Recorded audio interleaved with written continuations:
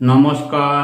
অস্মিকা রানাঘাটের ছোট্ট শিশু এক দুরারোগ্যে আক্রান্ত হয়ে বাবা মায়ের কোলে বন্দি, অথচ বাবা মায়ের কোল আলো করে যেদিন অস্মিকা এসেছিল এ বসুন্ধরায় চারিদিক আলোকিত করে, সেদিনটা বাড়িময় কত আনন্দ আর হইচই মেতে উঠেছিল।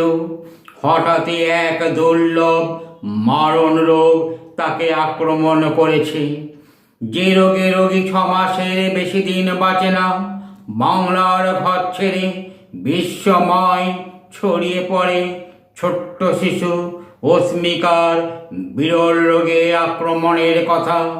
সেই মারণ রোগের একটা ইঞ্জেকশন, যার দাম 16 কোটি।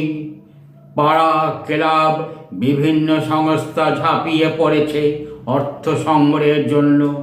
আসুন অতি মানবিক হয়ে আমরা সবাই অর্থ দিয়ে অস্মিকার পাশে দাঁড়িয়ে ওকে সুস্থ করে আগামীর পৃথিবীটা ওর জন্য সুন্দর সাজিয়ে তুলি।